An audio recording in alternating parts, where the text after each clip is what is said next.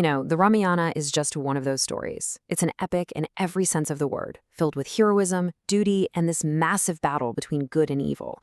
But if you look a little closer, right there at its heart, there's this incredible philosophical paradox, a question that has honestly stumped people for centuries. And it all starts right here. So here's the question. If Lord Ram is supposed to be the supreme being, all-knowing, all-powerful, then why does he completely break down when Sita is abducted? Why does he feel that gut-wrenching grief, that sorrow, that desperation, just like any mortal would? Now, this isn't some small detail. It's a huge question that kind of challenges the very idea of his divine nature. I mean, the epic doesn't shy away from it. It describes Rama's pain in such vivid, heartbreaking detail. His sorrow feels so real, so intensely human, that you have to wonder, how does this fit with him being an enlightened divine soul who's supposed to be beyond all of this worldly stuff? It just doesn't seem to add up, right? But what's really fascinating is that this isn't some modern-day critique. Nope. This exact question is actually asked within Hindu scripture. The goddess Parvati turns to her husband, Lord Shiva, and basically says, "Okay, explain this to me." And his answer? Well, that's the foundation for our entire explainer today. You see, the answer to Parvati's question is tucked away in a lesser-known but incredibly deep text called the Adhyatma Ramayan. Now, this isn't just another version of the story. You can think of it as the philosophical answer key, written specifically to unlock the metaphysical truth behind everything that happens in the epic.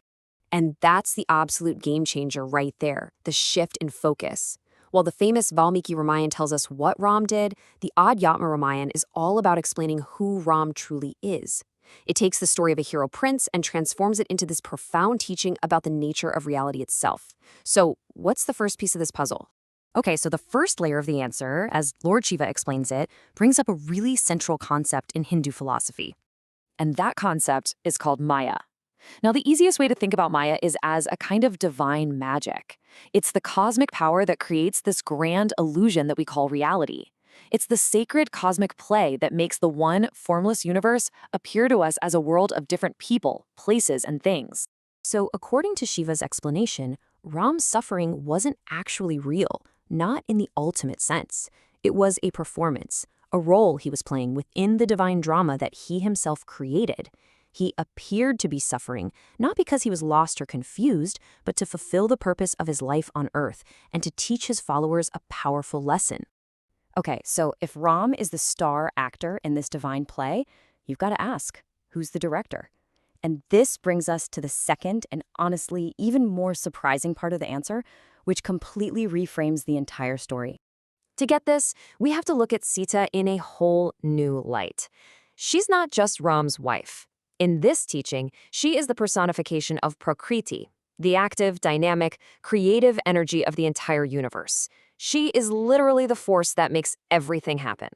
And this is just, wow, a stunning revelation.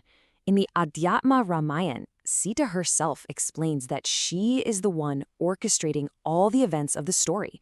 From Ram's birth all the way to Ravana's death, it's all her doing. Ram, as the supreme consciousness, is just the silent, pure witness. He doesn't do anything, he simply is. All the action, all the drama, it flows from her as Prakriti. So the first two answers explain what's happening in this cosmic play. But this final, deepest answer explains why. And his ultimate truth comes directly from Ram himself, in a teaching he gives to his greatest devotee, Hanuman. To take this super abstract philosophy and make it something we can actually wrap our heads around, Ram uses this beautiful and really simple analogy. He compares the nature of our consciousness to the sky. Okay, so follow me on this. First, you have the vast, infinite sky. That's the supreme soul, Paramatma. Now, imagine you place an open jar on the ground. The bit of sky inside the jar, that's the individual soul or Atma. It looks separate, but of course it's still the exact same sky. And finally, if you pour water into that jar, you'll see a reflection. That reflection, that's the ego, the mistaken belief that this little contained reflection is your true self. And here's the punchline. Ram explains that all our suffering, all our grief, comes from mistaking that reflection, the ego, for who we really are. The path to freedom, to enlightenment, is to metaphorically break the jar of illusion and realize that our individual soul, the Atma, was never, ever separate from the infinite supreme soul, the Paramatma. And when you realize that, all the ignorance and delusion that causes suffering, it just vanishes. So great. What does all this mean for us, right here, right now? Why does this ancient philosophical deep dive into a paradox still matter so much today? Well, it means the story isn't just about a god who lived thousands of years ago. It's actually a roadmap. The text turns Ram's external journey into a clear guide for our own internal journey. The journey from thinking we're just this limited little ego to realizing our true nature as infinite, boundless consciousness. When you see it this way, the whole paradox just disappears. Ram's suffering wasn't some flaw in his divinity, it was a feature of the divine play. It was a performance brilliantly designed to pull us in, to make us ask these huge questions, and ultimately to lead us to discover the truth about our own soul. And that, really, brings us to one final, pretty provocative thought. If Ram's story is a profound teaching cleverly disguised as a life, then what about our own lives? What if our own sorrows and our own joys, our struggles and our triumphs, are also part of a grand play, designed to help us wake up to that very same ultimate truth?